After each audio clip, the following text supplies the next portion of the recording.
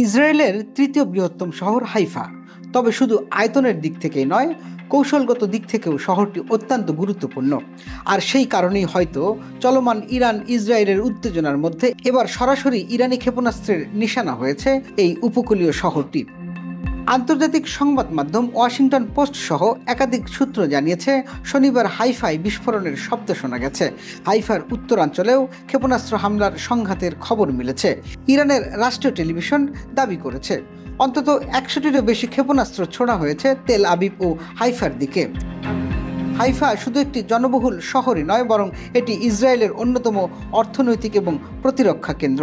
এখানে রয়েছে ইসরায়েলের সবচেয়ে বড় তেল শোধনাগার, আছে একাধিক রাসায়নিক কারখানা যা দেশের শিল্প ও জ্বালানি খাতে গুরুত্বপূর্ণ ভূমিকা রাখে, রয়েছে একটি কৌশলগত নৌঘাঁটি এবং হাইফাই হচ্ছে ইসরায়েলের প্রধান গভীর সমুদ্র বন্দর, যার মাধ্যমে চলে যায় অর্ধেক বাণিজ্যিক পণ্য পরিবহন।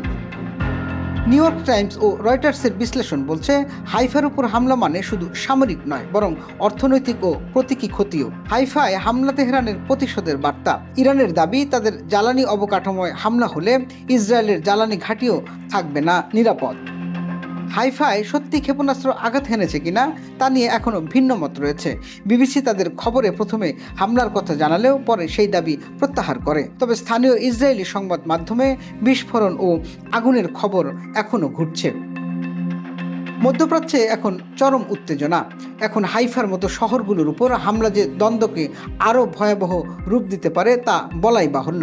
এখন দেখার বিষয়, এই পাল্টাপাল্টি আগ্রাসনের শেষ কোথায় গিয়ে দাঁড়াবে।